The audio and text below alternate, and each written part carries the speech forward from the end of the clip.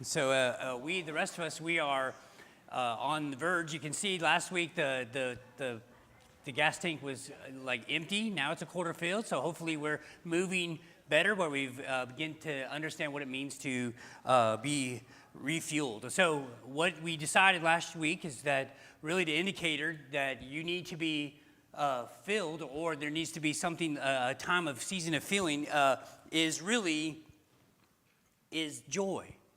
And really, that's the gauge of joy. And so a lot of times we get things done, especially in church world or just in your life. You just accomplish things, but you can miss out on the joy and the journey. And I have to really be, because I'm an achiever, because I'm a driver, because I just want to get things done. One thing I've learned about myself, I'm patient with people, but not patient with tasks. Like, I want it done. If I thought of it at midnight, I want it done at 11:59, right? I just want it done because I thought about it. So there's just the idea of really understanding that we need to just really come to a place where we understand what is our gauge to know that we're enjoying this season of ministry. And especially as many of us are maybe stepping out in a faith. I think when you move into a faith area of your life, of coming to church as the first time, or to transition, and I would say all of us are in that transition. I used to think there was just a few transitions in life, but I noticed that our oldest just turned 18. It's a new transition in the Snyder family, right? How do we treat him differently, or how do we respond with other kids? Just all these things are always moving. You're moving, transitioning, and how you adjust that. And really, the evidence of where it is if joy is the product of that. And so a couple things, we made a list last week, and we talked about it. So I'll just kind of remind us, maybe to check your tank to see if it's full or if you need to be refueled maybe this morning. So joy in loving and helping others. If it's becoming where it's a burden and it's difficult, I think it's time to fill our lives with joy. Joy of submitting to others. If someone asks you to do something, how you respond to that. Joy of following the leaders God's placed in your life. And that can be a tough one, right? That can be a hard joy, as a boss that doesn't understand, or a parent that doesn't understand. And so how we respond to that. The joy of serving others. The joy of forgiving others. And so as you hear this, if maybe the Spirit of God touches your heart, it's like, man, I'm just not have a heart for service. I'm just tired. That's one of the things that helps me understand where I'm at, is if I'm irritable or if things just bother me and I can't get over it, like, I really have to work on that. It's time for me to spend some time with Jesus, some time to step out of the game for a moment and get alone with the Lord and deal with that. The joy of doing the will of God, of trusting God, and maybe in the low times or the times where nothing's moving. And a lot of times when we follow God's will, there's an excitement of the start, but when we start to move that way, usually it's not as quick as we expected. It's not as easy as expected. Joy of the journey, really that's kind of a joy of struggles. And then a couple things that last week brought up was the fullness or the fruitlessness of life. If there's something you're doing, you just feel like there's no evidence of fruit in that, I think that's a good indicator. And then unanswered prayers. If you feel like you're just not getting your prayers answered, you're praying to God, you're asking God, I think it's time to refuel, to get right with God. And so last week we talked about the word abide, and just in a few there was 10 times he spoke about abide. Jesus said, if you're going to abide with me, you need to dwell with me. You need to live with me. There's that idea of being in presence with God. And so that's what's going to fill your tank. And so reminding ourselves that it's really the hope that we have of the gospel. That's what helps me. That's really, honestly, when I have great days, I just remind myself the gospel, and that levels me back to reality, that I need Jesus. And when I have really bad days, I just level myself back up to the gospel and recognize it's the gospel that I am never as good. I am what I am, and Jesus loves me anyway, right? And so he loves me. He died for me. It's God's grace that I'm in this race, right? It's because of God's grace. And so this is what he says in John 15:11. He says, these things I've spoken to you, that my joy may be in you, and that your joy may be full. So according to Jesus' words, we absolutely can live a joyful, loving life. Like, we can have joy in our life, even in hard, difficult times. Even in challenging moments, there can be a sense of joy. And this is not happiness. Happiness is fleeting, right? Happiness can come and go momentary. You're happy one moment, and you're happy, or our sad 1 minute. But joy is the knowing that Jesus is in control, the gospel is the center, and God is working in the mess of our lives. And so it just helps us out. So again, maybe today you're like, I really do need to refuel. That's one thing I've discovered in my own life, that this was really speaking to me, that I have been a little bit more irritable than I want to be. I'm maybe trying to drive things where I should just let God or shepherd things. And so this has really been an indicator for me that I need to spend some time to really practice some of these things I've been practicing, but really being intentional and allowing Jesus to speak to me. So one way to discover that really is recognizing that your life has purpose and meaning. That this isn't just random or activity, like this is not accident. God really has a plan for your life. And Jesus demonstrates that as he came, and in 3 years he had a quite an amazing ministry. But he says a few things that talks about the meaningfulness of his work and really the urgency of it. And so in John 6, verse 38 says, "For I have come down from heaven, not to do my own will, but the will of him who sent me." And so what Jesus did is he's aligned himself with what God has for him. And that's what the gospel does. The gospel aligns your life to purpose and meaning. The gospel recognizes that we're not good in ourselves, that we need God to do something for us. And so Jesus recognized, he says, I'm not here to do my will, but God's will. And so if you want to have meaning in your life, really that's where the gospel expands your purpose. You have meaning because of what Jesus did.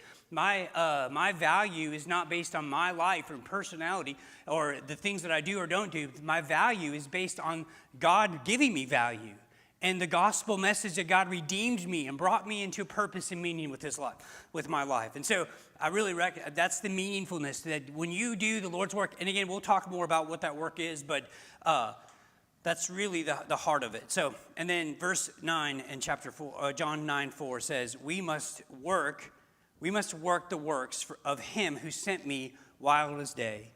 Really the sense of urgency. Night is coming when no one can work. And so there's an urgency, and it's hard to manufacture urgency. A lot of times it's easy to get in a low and just kind of get used to kind of coasting, if you will. But if you're going to do meaningful work, it's going to take energy. And ministry takes energy. If you're going to push back darkness, if we're going to be lights in dark places, if we're going to stand in moments where it's conflict is surrounding us, when you're in those moments, it's going to take your energy. It's going to take your joy. Because anytime, again, just have a little conflict with your wife or your kids or a friend, somebody close to you, man, it steals your whole day, right? You just think about that all day. It can take your joy. You lose the day, and you can lose meaning in that. So when you're following Christ, when you're on mission for Jesus, there is a tax and energy. So a couple things have happened. So I've kind of got into running this last few years of my life, and I've never been a runner before. But one thing that I've always had trouble and really trying to figuring out is how to fuel while you run, right? Was you making sure I got enough energy to finish the race or finish the course I want to have. And so making sure I have the right water, making sure I have the right electrolytes, all that stuff has been a challenge. And so I think the same thing is some of you are just starting this race, and you've been coming to church, and you're serving in different areas, and you're feeling the weight of what ministry is. Like, there is a weight that comes with ministry. There's an urgency, there's meaning in it, but there is a weight, and with that weight takes energy. And so we have to mature. We have to mature in that, and the way we mature is by spending time with God, by being around faithful Christians, those that have walked a little ahead of us, and be encouraged, and really even to be teachable in those moments. And so there's some other things that go on with that, but as we think through this, as we walk through this text today, we want to be reminded that if we're on mission for Jesus, that this ministry is meaningful, and it also takes energy, and so we need to recover from that and find ways to do that. So purposeful work matters and can be sustained through pauses and prayer. And so I despise busy work. Like, I am a busy guy. And when someone says, I'm super busy, like, I don't think so. There's people that are far busier than me, so that triggers me a little bit. But but just be busy work. So I would see that in school. your teacher had a down day, and so they're like, you know what, just do the odds of all the math problems. And it really wasn't moving, you weren't learning anything new, they just didn't want to deal with you, right? Or your mom and dad are just tired of you, and they're like, go clean your room, right? Or just go do something, just get out of my hair, just go be busy doing something, but don't be busy around me. Now, I despise just and really probably goes back to even we would always plan things or do busy, and then as it wouldn't really matter in the end of it, right? Just doing something just to do it just never makes sense to me. And so I want to have purpose and meaning to all our work. So if you spend time with me, you would know that I'm always talking about what the results, like, is this moving us forward? Is this pushing us a direction? And I think since I've been here at Living Hope Church, I really tried that we just don't do things just to do it. It really has a reason. We're not just having gatherings just to have gatherings. We don't add church events just to add church events. We want to have, I'm not looking for more for my schedule, and you're not looking to put more on your schedule. We want to be purposeful and meaningful in that. And so what I do love is busyness with meaning, with purpose. So purposeful busyness matters. Like, I think there is effort and energy that is worth doing, and sometimes it can seem like a nothing. Like, again, today, being at church this morning, is this just meaningless, or is this purposeful? Does this matter? How do we know this matters? Well, we were told to gather, so we know scripturally we're to gather together, we're to encourage each other. Now, what we make of it really is how we value it. If you're just like, man, hope he doesn't we hope he hurries up a little bit, he's running a little long today, so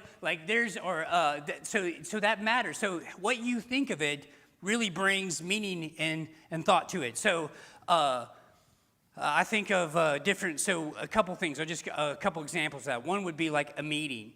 So if you are part of what we call multibars, our leadership, we have a meeting at 7 o'clock on Sunday morning, 7 o'clock in the morning, and really it's just a meeting. Like, there's nothing special about it. We just talk about what's coming up, what already happened, really deal with just kind of see. But in the scope of things, it really matters because it matters to everybody that says that I want to be a part of it.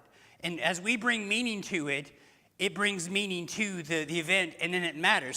So when I think of things, and again, you could take about anything you do, doing dishes. Does it really matter, or does it really matter?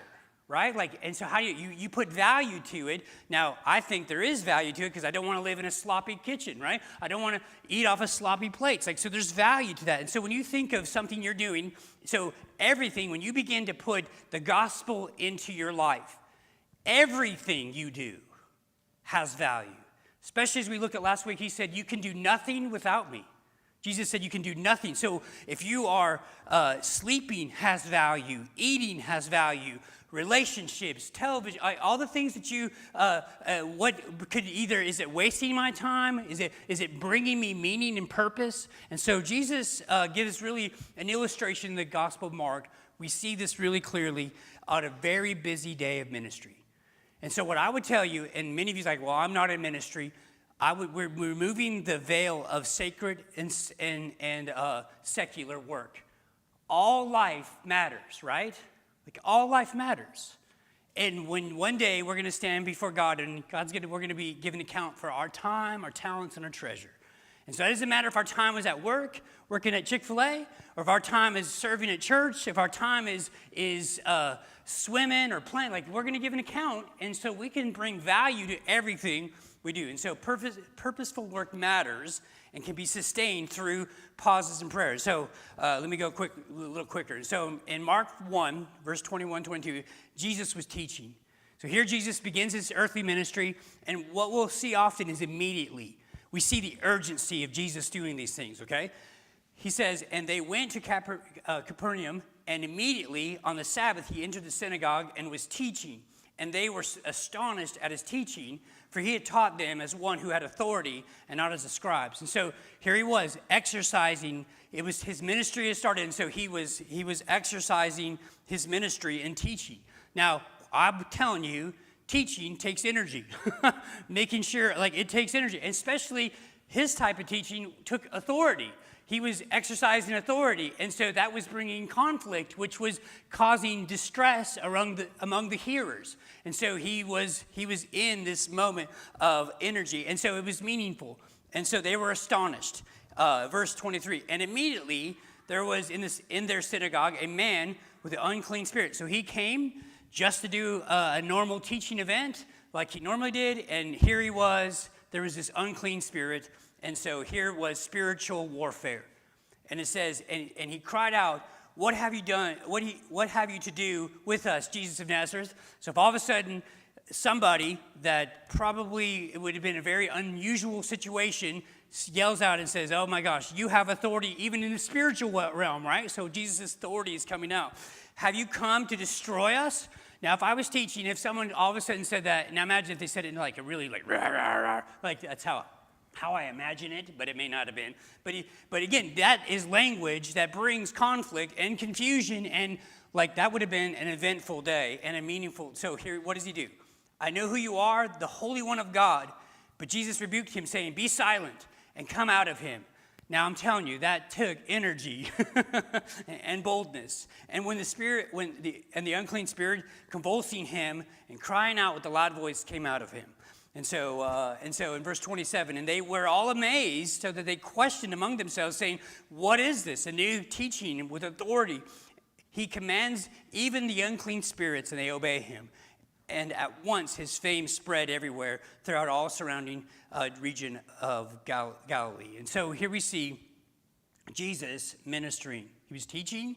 He was dealing with spiritual warfare, conflict, if you will. And so a lot of times when we are just imagine, so go home this week today and start to share about what God spoke to you about bringing your joy back, and maybe apologize to somebody and just see what people around you are going to do when you start to be right with God and be right with the other people.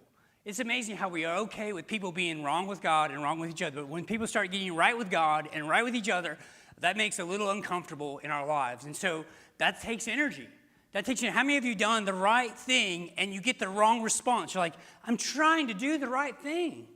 You're trying to you have a conversation, you'll tell somebody about what God has done in your life and God could do in their life, and they don't want to talk to you, and they're offended that you said it, and you brought up some topics they don't want to deal with. And I'm telling you, it takes energy. If we follow what we say we want to be, is we want to walk with people in life, that takes energy, my friend. You're like, "No, it don't.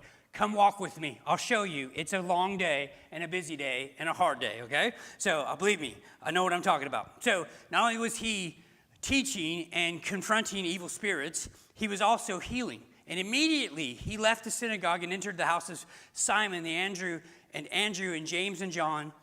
And now Simon's mother-in-law lay ill with fever. And immediately they told him about her. And he came and took her by the hand and lifted her up, and fever left her, and she began to serve them. And so what a beautiful picture here. Again, so Jesus just got done teaching. He just got done, a great conflicting event took place in the middle of that congregation. People, and he's wore out, I imagine, right? Like that would be a very stressful, high energy moment. He goes, and all of a sudden his friends who he cares about say, "My mother-in-law is ill." And so he's walking into a traumatic moment, a difficult situation where grief and concern, which takes energy. So here he is doing ministry as he's facing these different things. And it's one thing you're facing your own. He's facing the confusion and anxiety of others. And so here he is. He's healing. He's teaching. And so verse 32, and in the evening at sundown, so this is an all-day adventure. Sundown, they brought to him all who were sick and opposed by demons, and the whole city was gathered together at the door. And he healed many who were sick in various diseases and cast out many demons. And he would not permit the demons to speak because they knew him. And so we see this very busy day, a very energy draining day. So something amazing happened while he was teaching, and that brought everybody's like, "Hey man, I have a friend that's hurting, that's sick, and I need to get them to Jesus as well." And so all day long. And so a lot of times we have busy days, and so our days may look different. But maybe if you're a nurse or you're a teacher or you're a bus driver, whatever you do, a mechanic, that is your ministry.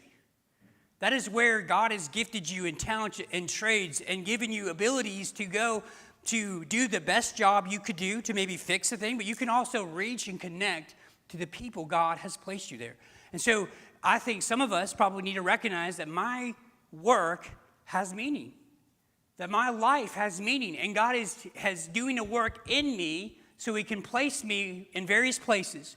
Maybe you have some health concerns and you're about to go to doctors and to different situations where you're going to get tests.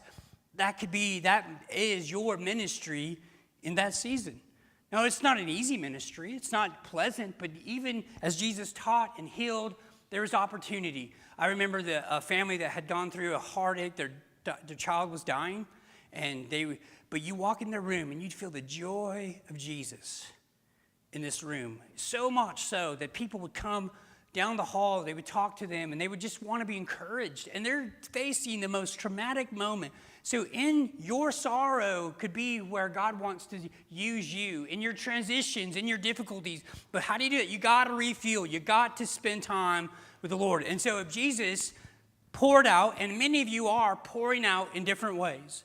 Many of you are serving God, and you're like, man, why is this so draining? Because ministry takes energy. It takes energy. It's a long day. A lot of times, I don't know what I've done all day, but I know I'm really tired, and I go to sleep. And just the emotional roller coaster of the highs and lows of people, the concerns and the weight of people, the hope that, and I'm not Jesus, and neither are you, and so we don't have the power in some ways, but we have access to it as we pause and pray. So what did Jesus do? Long day, and this gives us an example, and I'm getting to the point of the message here in a moment. Jesus rested and renewed himself.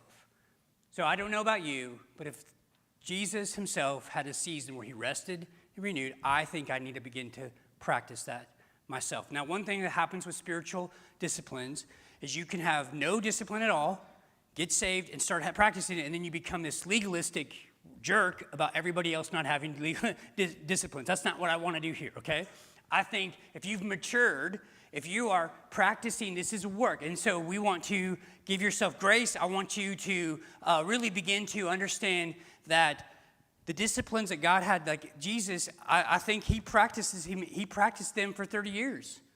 And this is something that takes practice. This is something that takes effort. I've always struggled for many, many years, and I still do struggle. There's seasons and moments that I don't always nail it and make it right, but this really is a rhythm that we want to shoot for and help you. And so it says, rising very early in the morning, while it was still dark, he departed. So he had a long day. What does he do? He gets up early. He departed from the people. You got to get away from people. And in our day in society, you got to get away from your phone. Our phones are ruining our lives.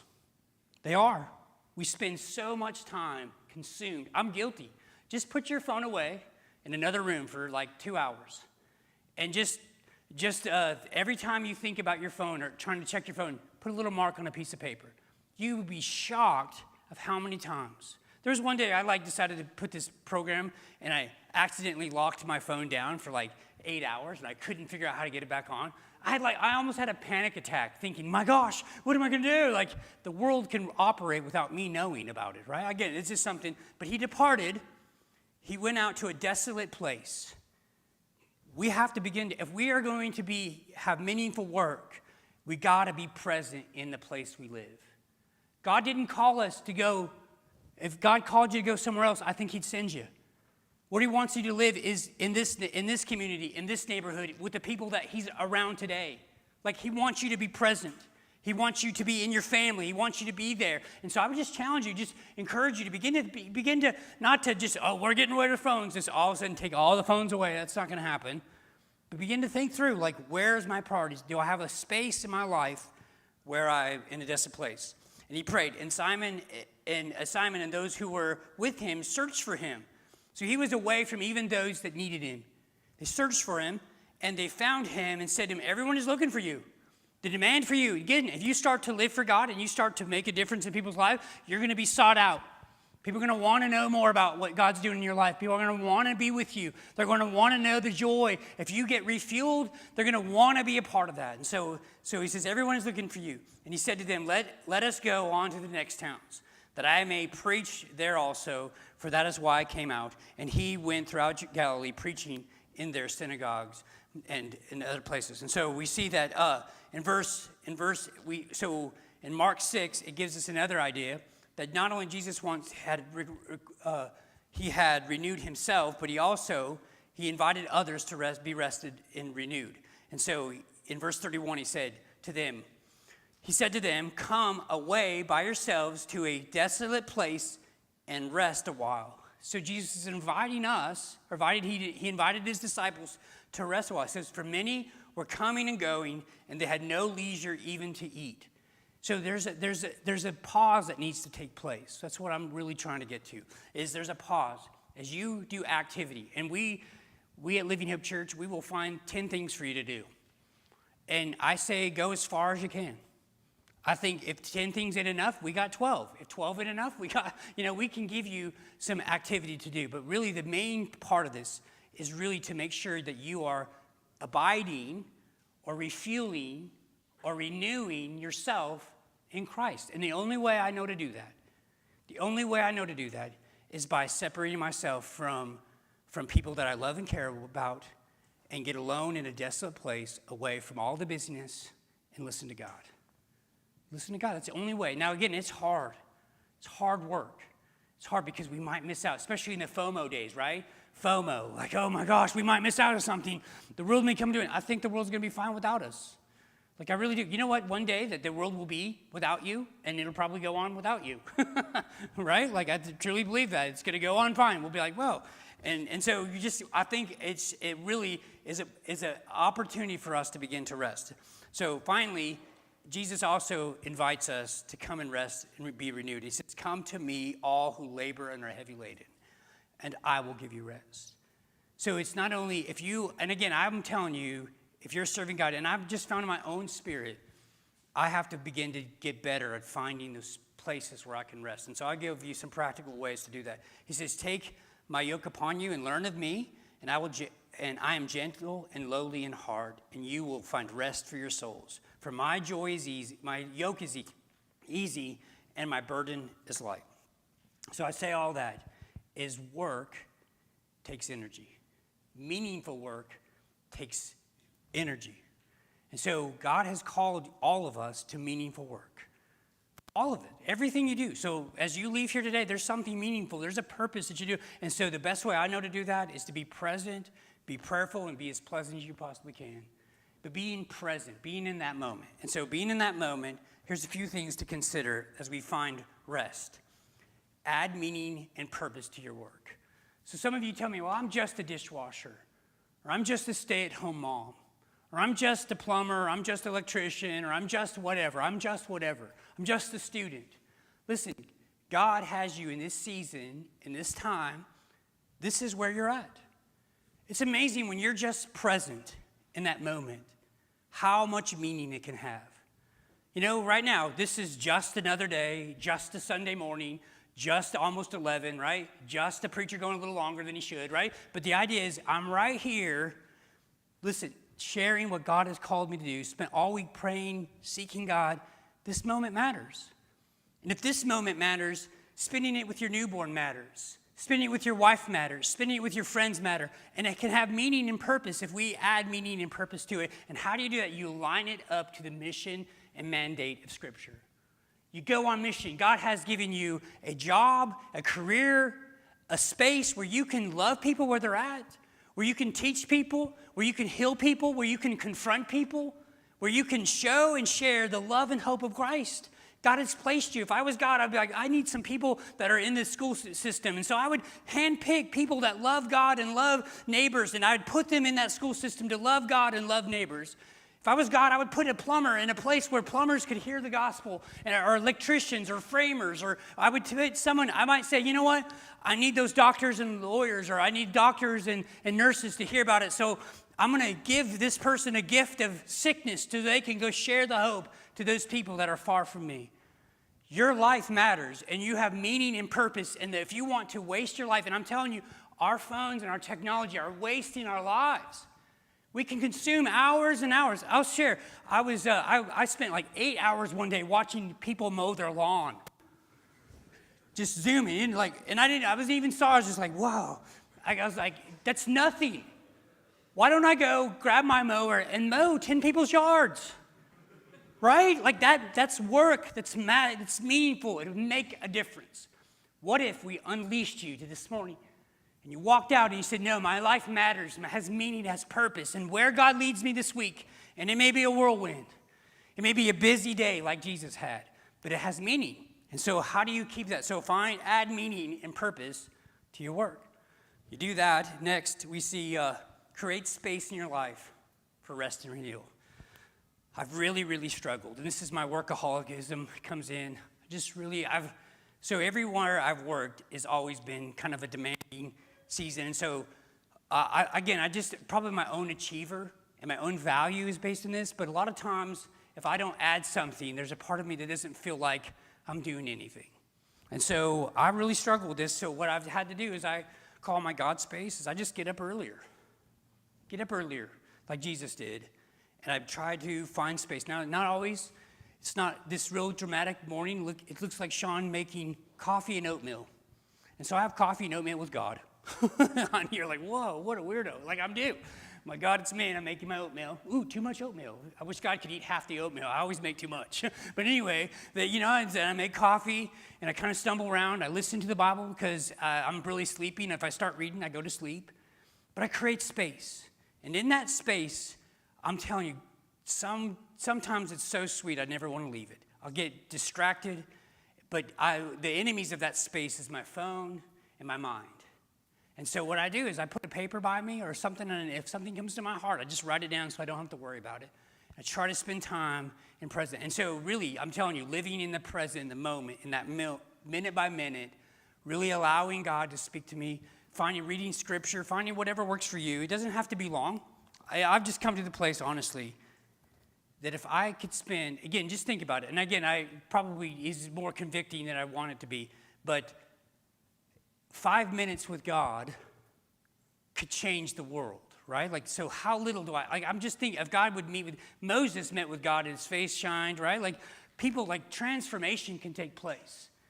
And so I just want a space where God has blessed me. So I'm going to go a little faster. I know I'm a little long. So spiritual work requires rest for refueling. So if you're pouring out and you're losing your joy, you're going to find yourself a miserable person. Spiritual work requires rest for refueling. You have to find seasons of rest. So I try to take 1 day a week. My wife really helps me in that. So 1 day a week, I try to spend time with God, do evaluation of my own heart and life, but I try to spend an hour a day. I try to spend 2 days a month, or just really trying to focus on my spiritual health. And then a week or 2 weeks a quarter, that could be with family. That's just really a week, just vacations, just finding something to renew. Love something, other things that you can pour your heart and mind into. And so I just encourage you. Jesus enjoyed fellowship and love with others. Give grace to yourself. Give grace to you. Jesus does. And so as you push towards this, give grace to yourself. Give grace. Like, maybe you don't make it today, but tomorrow you will, right? Like, or maybe when you remember that you didn't do it then. But give yourself some grace. I think that's really important. That's really been hard for me because I'm kind of a jerk to myself. Like, I'm nice to other people, but not to myself. And some of you are like, I don't know if you're that nice to other people. I'm probably not as nice as I think I am to other people, but I'm really not nice to me at all. So give grace to yourself. And then finally, find a rhythm that works for you. It's about really finding this rhythm. My schedule is not your schedule. Your schedule is not my schedule. My kids are getting a little older. If you have little kids, you cannot follow the script that I have. You have to find your own. You have to really begin to practice this.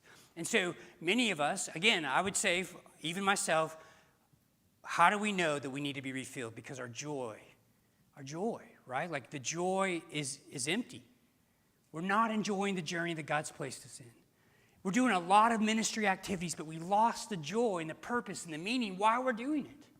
We're just trying to get it done. And I don't want to be in that space. I want to serve with meaning and purpose. I want to follow God. I want to use my life because, you know what? Time is short. And this is coming to an end. And it may not be an end where Jesus comes back. Maybe it's an end of my life. Maybe it's an end of my ministry in this area. Maybe it's the end of something, right? Like, everything comes to an end. And so I want to be as purposeful and intent as I possibly can. And so I would encourage you, find a rhythm that works for you. And a lot of times we want to live and let other people just tell us what our rhythm is. And I'm telling you, one of the beautiful secrets of life is discovering that yourself. You were wired and created a certain way that God speaks to you. And you get to discover how God best speaks to you. And now it'll align with Scripture and it'll align with knowing God, but you get to discover that. What a journey. As the more I get to understand the way God wired me and what God's purpose and meaning to my life and why he made me and all those things, like it brings value and meaning to everything that I do and say. And so I just encourage you. And so purposeful work matters and can be sustained through pauses and prayers. And so I just encourage you, find some space.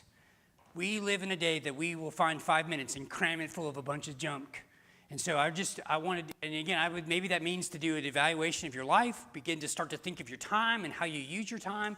What are you doing? And if you find yourself this morning, it's like, man, I'm in a dead-end job. Like, I would begin to bring some narrative and some purpose, meaning God placed you there on purpose. Maybe it's a job for a season, but God has you there for a purpose. And you can make the most of your space in that. So let me pray. And again, as the musicians come, we're grateful for you this morning. I know there's a lot here this morning to kind of take away, and I really want, again, I think this is important for where we are for the summer season. We're about to go into a busy season of a lot of push activity. Let's not just make it something to do or get done.